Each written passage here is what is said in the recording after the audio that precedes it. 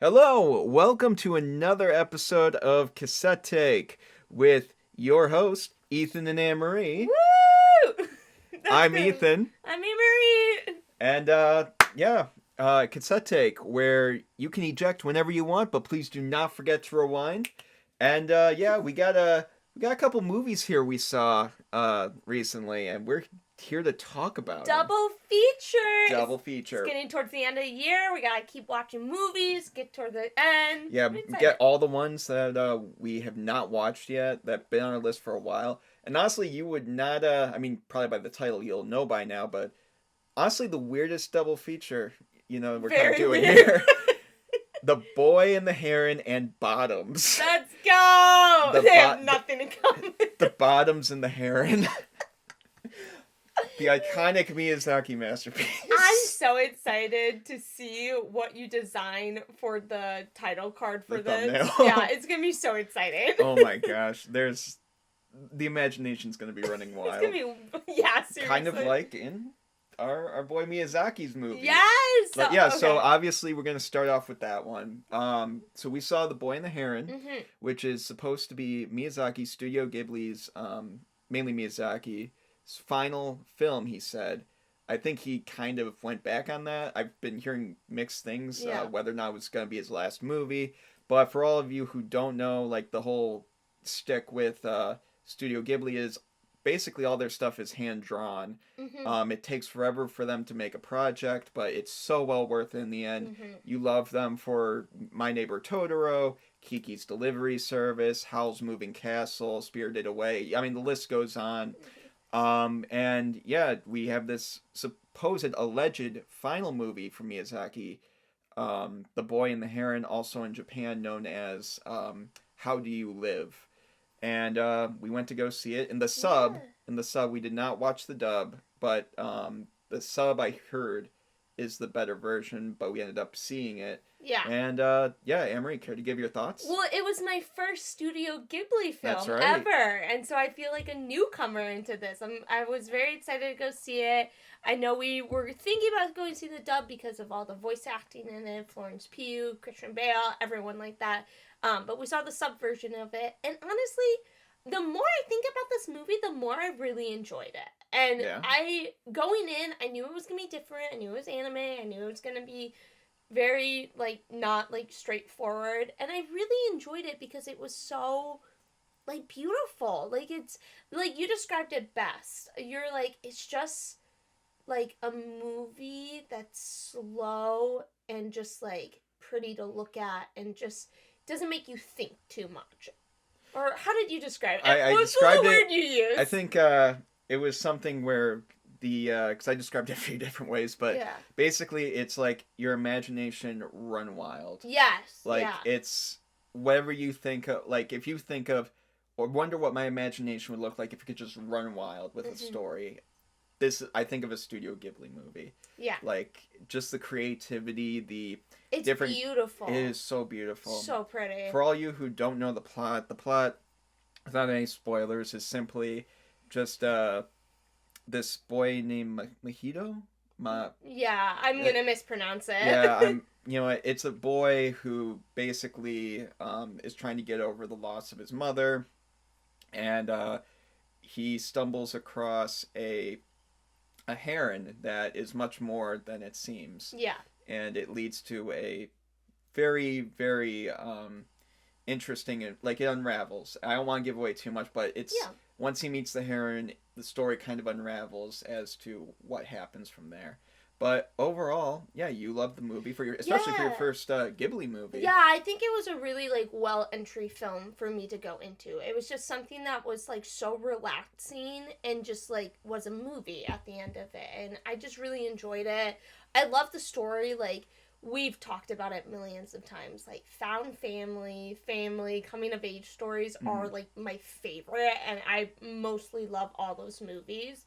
And so this was that, and it was really enjoyable to see something that was so different. It's something I've never seen before, and I really enjoyed it. I think it was just kept me on my toes too, because I think I leaned over to you. I'm like, oh, I know how this is gonna go. Did not go how I thought it was gonna go, and I just really thought it was enjoyable in that way. And it's doing so well now, Oh like my top gosh, of the yeah. charts. Yeah. Yeah, it is doing so well at the box office. Mm-hmm.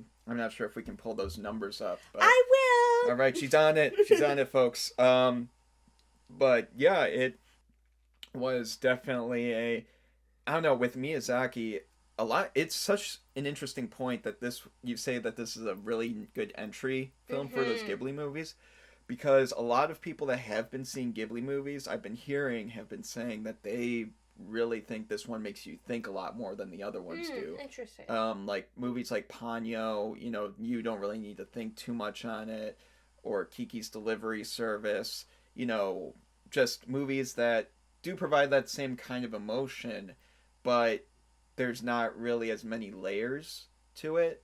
With this movie, The Boy and the Heron, honestly, when I thought I was going somewhere and I thought it was going to be a little more surface So level, it different. really submerged us, even further Yeah. into it.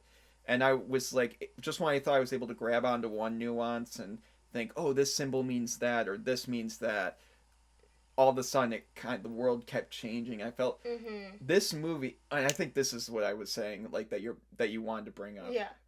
That just when you think that your imagination could, reach its peak or pinnacle, it's like, no, there's no roof here. There's literally a whole universe here. It gets you lost into that universe.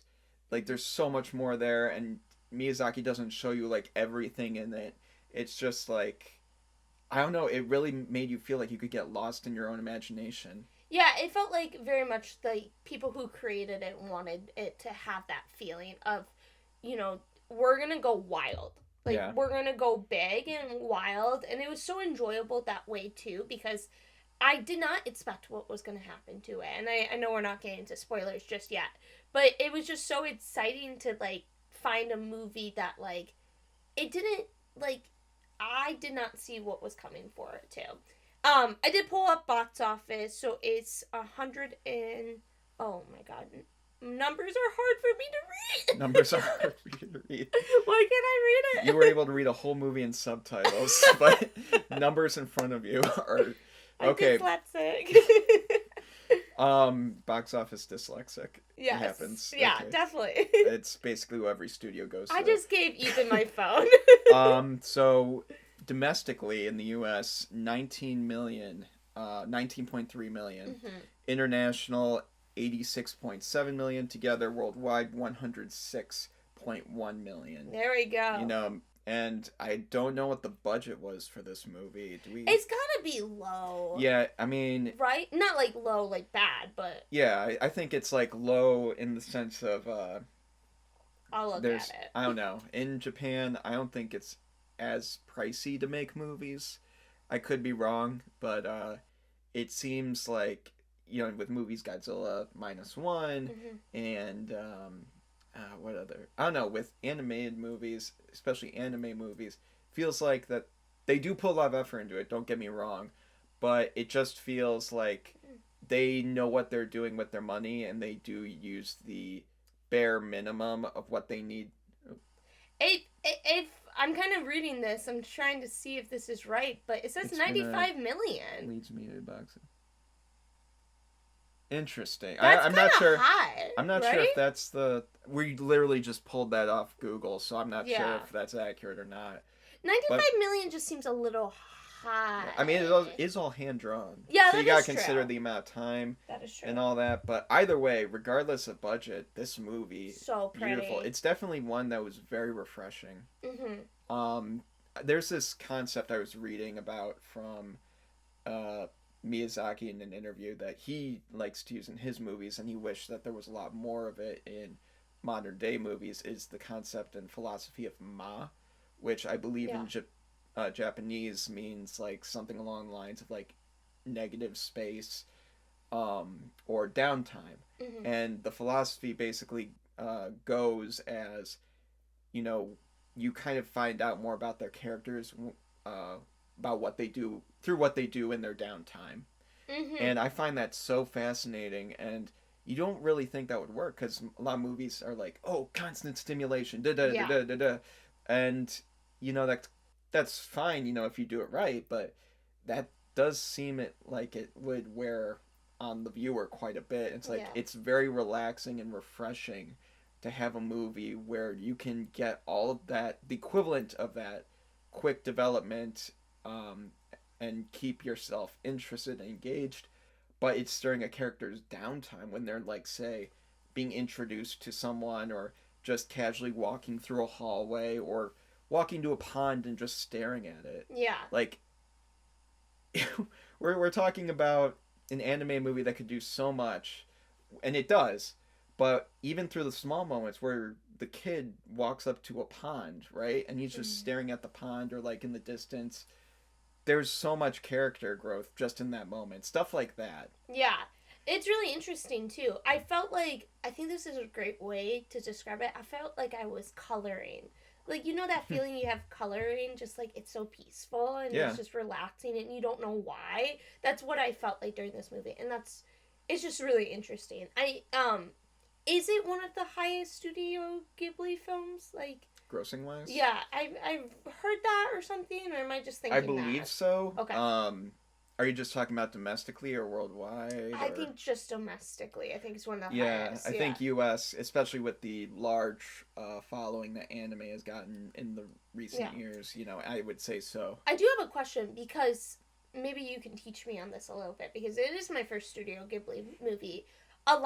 They had a lot of, again, we didn't see the dubbed version, but they had like Florence Pugh, Christian Bale, and all that. What's your perspective of these actors taking on like roles like this? Do you think it's like just to do something different? Do you think it's to get their name out there? Because it really interests me. I'm like, I love Florence Pugh. I think she's awesome. And I'm like, oh, really? You wanted to be a part of this? And, I don't know.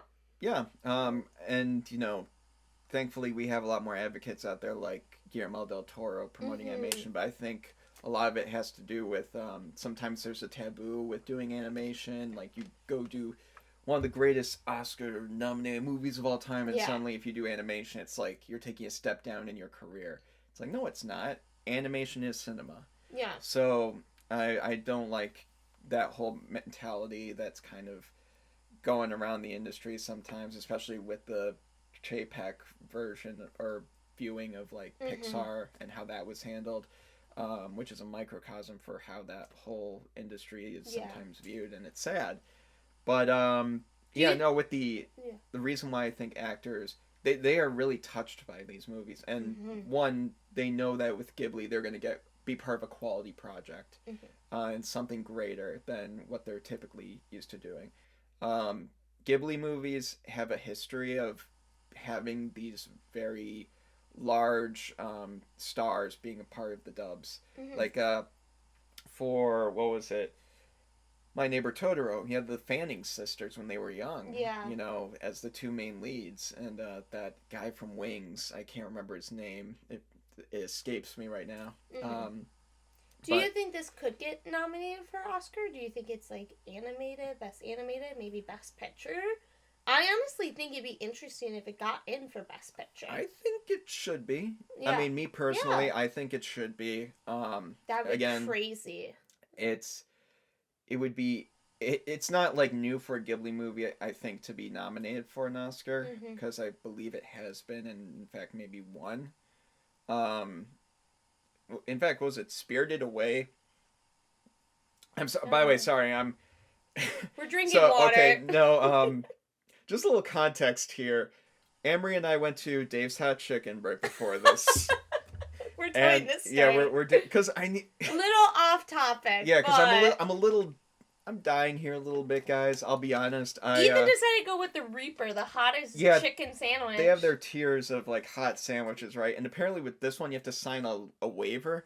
And I'm like, oh, that's probably just to scare you. It's a marketing thing. It's no big deal. I'm a big spice boy, all right? I like my spice. And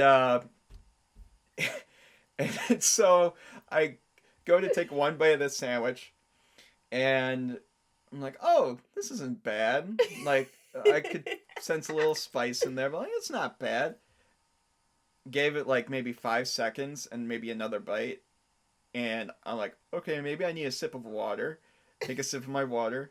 Maybe water isn't helping here. It's like kind of spreading the spice. Then we got milkshakes. We got milkshake, so I took a sip of that. Yeah. And it helped more, but I was just dying because of this thing. I'm like, oh my gosh, what's this? Hot right now? I for some reason I feel like it's kind of gone, but at the same time it just randomly while we're talking, just like these random hiccups that are coming out of nowhere. So anyway, if you're hearing me randomly hiccup and the mic is catching that during this, that's why. Ethan made a stupid decision to get a 1.8 million Scoville level sandwich. Oh. And we're dealing with the after effects of that. I love that. Yeah, I but love anyway. That. Take a quick break. All right. Back to movies. The Boy and the Heron. Can we go into spoilers? Yeah. I really want to talk spoilers. Yeah, absolutely. Out of 10, Annmarie, what would you rate The Boy and the Heron? Honestly, I would rate it really high. I would rate like 9. Okay. I really enjoyed it. I loved the characters. It went in a direction I didn't think, but the more I think about it, I'm like, that was really neat. Like, that was very, like, different and very symbolism. Mm-hmm. And I want to talk about that. And so I really enjoyed it. Yeah. I would have to agree with you. Like, I would say maybe, though, a 10. For me, I thought it was an absolute magnum opus for Miyazaki. Yeah. And I don't think I've really been hit as hard with some of the stuff from a Miyazaki movie until this one. I'm not sure about, maybe it's because I'm older and I'm seeing these and you see a little more innocence in there. It makes me sad that if this is his last one. I'm like, I just saw your last one. I mean, the man's getting up there in age, so... He could keep going. Yeah. And side note, the score for this movie is excellent. Oh, it's so beautiful. If you just want to close your eyes and listen to the... You could honestly close your eyes and listen to the rhythm and sound of this movie, and it would be such a wonderful, surreal experience. You should watch it. Absolutely. Do it.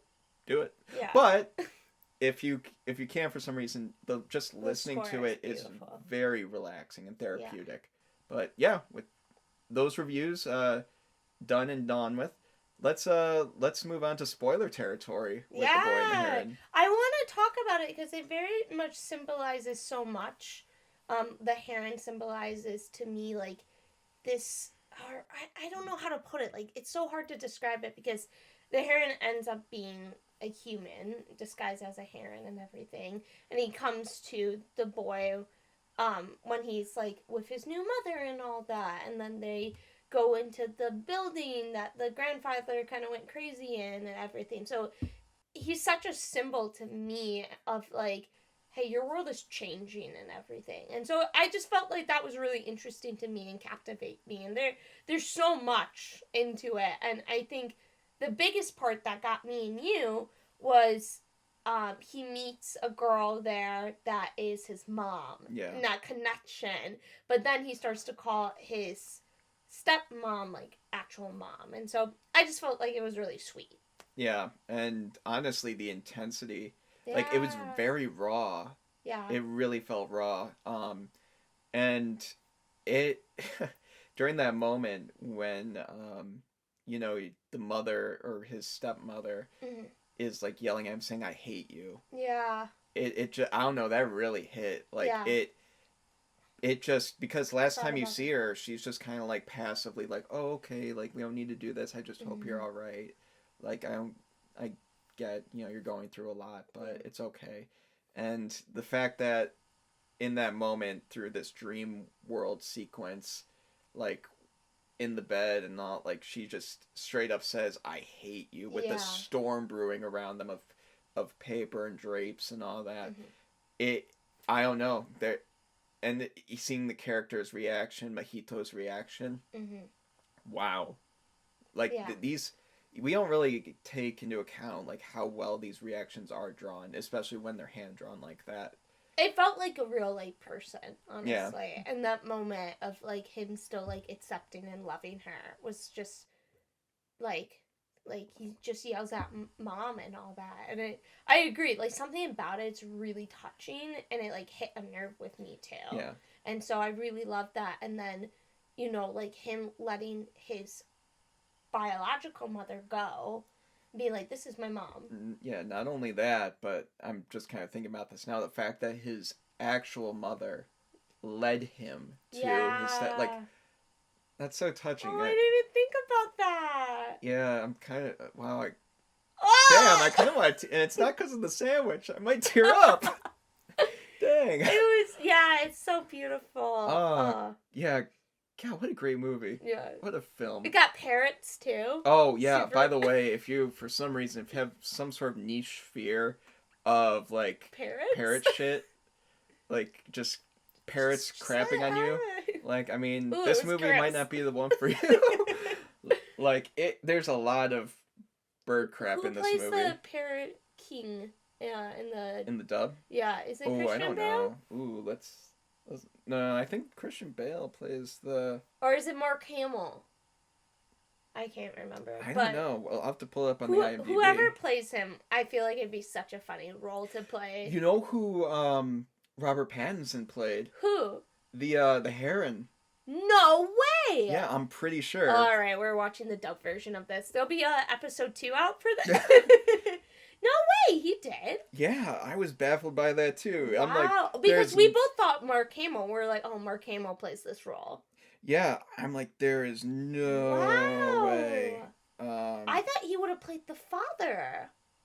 Yeah, you would think. So interesting. But yeah, okay, IMDb isn't really giving me answers, so. It was great though. Like, it's very touching kind of film that like reached out, I think, to both of us really, because being a part of that, like, it was just a really cool experience for me just to go see something that was so different that I've never seen before. Yeah, I don't know, like, it's just so wonderful that we're still in today's day and age with what we have been getting, that we're able to get content like this, like sincere quality, and not to say that no one working in movies that are coming out in Hollywood right now is not trying or anything like that, but the fact that movies like this can still be made and made well and still receive this praise from the box office, from critics, it does give me a lot more hope, especially in the animation sector. Yeah. In the film industry, like, I don't know, it's so powerful. Yeah, this one definitely seems different. It seems like a changing point, which is really cool to see. Yeah. Absolutely. And the more, like I was telling you, and you were telling me, I guess, now, because I guess I was telling you first, and then now you're telling me, but now I'm telling you, the more you think about it, it's just like you still catch things, and it feels like a novel at times, when you, like, that you read and like, oh, I noticed that the second time I read it, or the first time I read it, and going through the third time, and there's always something new. Yeah. And I don't even need to watch it again to really, like, think, because all that imagery is, like, so engraved in my mind. Yeah. It's so beautiful, and it's not afraid to linger, even if sometimes it feels uncomfortable, and that's part of that whole philosophy of Ma, like that idea of just staying with a character, and even when they're in their negative space, and nothing's going on, but everything is going on. Yeah. Yeah, I love it. I love it. I really enjoyed it. Yeah. So, on that note, let's just move on to a very, very different movie. This transition. Yeah, and by the way, let us know your thoughts on The Boy and the Heron. Yeah. We definitely want to hear everyone's take on it. It's just a movie I really love talking about, and so I would love to hear y'all's thoughts about it. Yeah. Did you think it was beautiful? Did it touch you? Did you see the dub version of it? Yeah. And should we go see it? Yeah. I think the answer is yes. Yeah, but we probably will. but like did you see dub or sub? Which one did you prefer? Yeah. Yeah, it's just such a wonderful movie. I hope to see a wonderful conversation down there, if any. So, yeah. All right. Again, moving on to our other movie of the night. Both of these movies surprised me. Yeah, this one surprised me a lot more than the other. We're talking about 2023 Bottoms. 2023 Bottoms, not to be confused with the 1800s, but no, I'm kidding. Oh, this movie. Yeah, no, it wow. How do you? Okay, so Bottoms is about these two gay friends who want to basically it's coming of age. They want to lose their virginity. Of course. Yeah, it's basically the classic, high school storyline of like, oh, we have to have sex before we go on to college, or like have this next pivotal step in our life. And so and then it takes a left turn. Yeah, and so they set up this self-defense fight club to hit on like for women or for other girls to join so they can hit on those girls. Yeah. Yeah, and this this movie is something. Right out of the gate, everything in the background's moving, everything. Oh and it's so weird to say. It is so weird to say that this movie, as crazy and as funny and as silly and raunchy as it is, at times it does feel like I'm looking at a painting because I'm looking at every element of it because there's always something happening in the background that's hilarious. There's something written on the wall there. There's a joke and innuendo in the corner there. But like the story is still going on in front of you. And it's just...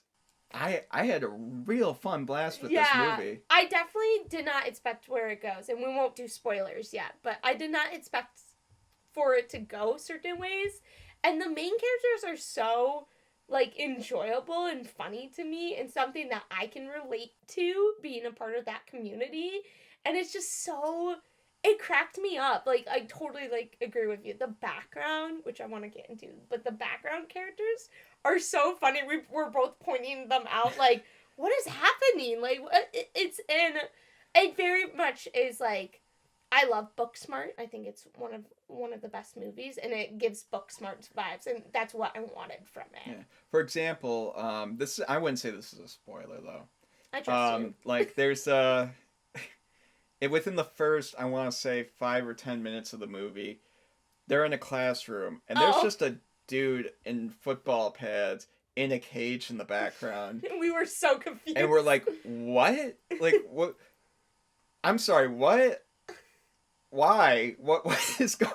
And we're laughing our asses off at that, and we still, like, we're still engaged in what's going on in the plot, but we just can't, like, stop looking at that random guy. And it does, like, there's a reason for it. Yeah. But, they're, that alone, they don't expect you to, like, kind of, they expect you to jump on board with this thing kind of right out of the gate to kind of get what kind of movie it is. And I like that about it. And it seemed like everyone in the cast, the crew, had such a blast making it. Mm-hmm. And I love movies like that. Like, The Nice Guys with Ryan Gosling and Russell Crowe. Yeah. It seems like everyone had a fun time. Renfield would be another good example, I believe.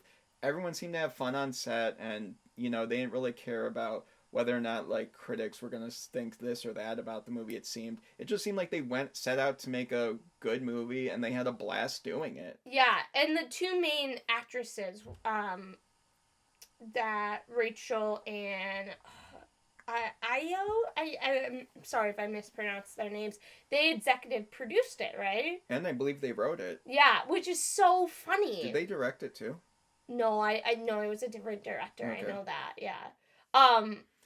Their names were all over the credits. Yeah, they were all over the credits. Which, hey, props to you guys. Yeah. Well done. It's super cool of them to do because it like, you can just tell that they were like, listen, this is our movie, and we're going to have fun with that. Yeah. And it was really enjoyable. And, like, oh my gosh, so bloody, so funny. So bloody funny. Yes, it was, though. Yeah.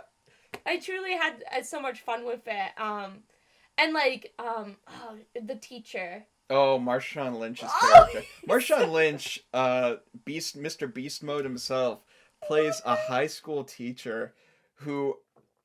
does he teach history? I don't know. We don't know. We don't know what he teaches. We just know that he's a teacher, and we just know that his character is funny as hell. Yeah. This man... His monologue. I would not have expected Marshawn Lynch to be as active in the entertainment industry as he has been. But listen, everything I've seen him in, I've been, like, there for. I've been laughing nonstop at. What was that that show with Will Arnett, I believe, where it's like the improv detective stuff. I can't remember. It's like a Netflix show. Oh, But he was on it for the second episode, and you could kind of see that just he has that awesome personality. He's really good at it. Yeah, and he's not afraid to say what he means. Yeah. You know, and just it works well with his acting at the same time. Like I love it. Yeah.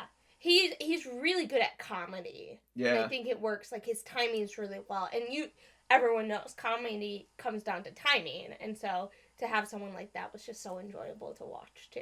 And, yeah, I really liked it. A lot of new people I've never seen in this movie, too. And so I think everyone is on their A game because it was so much fun for them. Yeah. Like, the post-credits are just laughing and all that. And we sat down and watched all of them. And yeah, it was cool. Yeah. I mean, it really made you feel like you were part of that experience. Yeah. Which, you know, as an audience member, you kind of are. Yeah. But yeah, I'm sorry. That sandwich.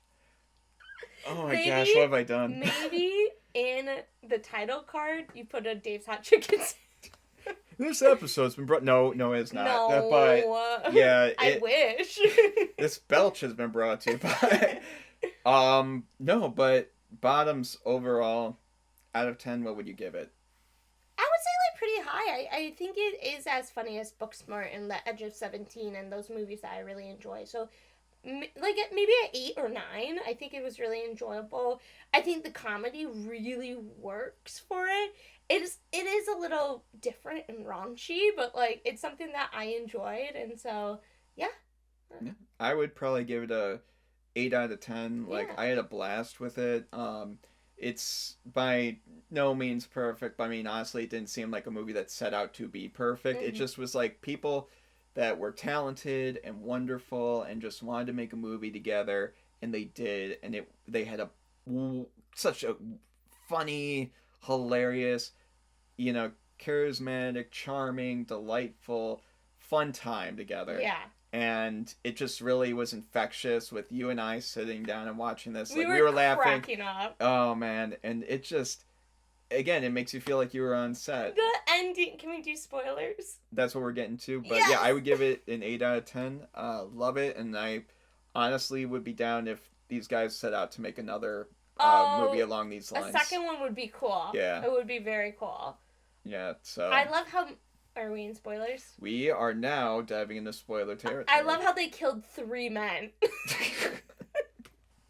murdered! So in the end, they learn that, like, the other team's trying to kill a football player, Jeff. And they decide to go on the field and fight these football players. And, no joke, murder 3 people. Like, a sword is stabbed through someone. Yeah. there are a lot of aspects to this movie where you really shouldn't be taking it too seriously and not expect a hint of reality in it. I did not think this is what this movie was to be about because neither did I heard Bottoms and I thought a little bit more sexual and all that. And I'm like, oh, it's about them being like bottoms because bottoms have such a cliche. I stand with you, Bottoms. Your community. No, come on. I'm just joking.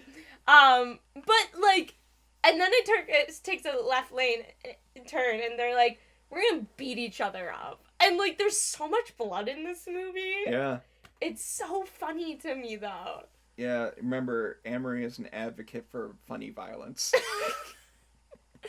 You heard it here first. Usually, like, that doesn't work on me. That comedy doesn't work on me. Yeah, slapstick. It usually doesn't, but how this movie did it for me. Yeah, if it's done well, I mean, I think it could get anyone to do it. But, yeah, it is just, there is so much, like, where you go into this movie expecting one thing, it does a complete 180. Yeah. And it's just, like, these actors, again, everyone looks like they're having such a blast, and it doesn't need to make sense all the time. It's just, like, you can get behind these performances and, like, the fun of it to really just... you know, be on board. You don't need to think, oh, that's a real sword there. How did the masked guy get? You don't question. You're like, yeah! Stab someone through the lip. Pineapple juice in the sprinklers, why not? Like, logistics behind it. People were fine with it being called pineapple juice or whatever. Oh my god. Barrels of pineapple juice around. I hope they make a sequel and call it Tops. I think that'd be so funny. That would be interesting. I'm curious to see the plot. You know what? You guys gotta get on it. You heard it here. You gotta get on it. Elizabeth Banks? Was it Elizabeth Banks? That produced it? Yeah. Elizabeth Banks. And those two girls. I think it's really cool that those two girls. Gotta get their names. I know, I mispronounced it earlier. But yeah, I think those two were so funny. And I wonder if they grew up together or something, because their chemistry was really good together. So. Yeah. So we got Rachel Sennott. And I've seen her in something else. I can't remember what it is. I can't tell you. Yeah, but she was great. And then Io Edebiri. I hope I'm pronouncing that right. If not, then I guess have your local mascot stab me with a real sword. But yeah, just everyone in this cast on their very charismatic. Yeah. I love them all. And make a sequel. I think there were a decent amount of those movies that came out in 2023. Yeah. Yeah, like a lot of those, just have fun. Yeah. Have fun movies. Definitely. And they're done well. They're not just simple, like, have fun and we're just kind of going to half-ass the quality. Yeah. But it's just have fun and we're going to make sure that what we do give you is going to be quality. That blood looked real to me. Nothing says a wonderful night like blood and pineapple juice. Feels like a Dracula cocktail or something. Oh my gosh. But yeah, that's been our review for the two most opposite movies. Yeah, we don't ask us why we chose this double feature, but it worked. It worked, and we were here for it. We loved both movies. And we hope that you guys go see them. And let us know your thoughts. Did you guys like Bottoms? Have you seen it? What do you guys think about it? Should they make another one? Tops. Tops. Top that. Represent the community. Do you guys think that there should be more movies that cast and crew have fun on, that you don't even really need to care about a sense of reality? Just have fun. And do you think that infectious aspect, works. really works? Let us know. Let us know in those comments down below. Cool. But yeah, this has been that's the end of our episode. This has been Cassette Take with Ethan. Annmarie. And we hope that you haven't ejected midway through or early on in our wonderful little tape here. But if you have or are just doing so now, please do not forget to rewind. You guys have a great holiday, and Merry Christmas, Happy Hanukkah, and cut. And cut.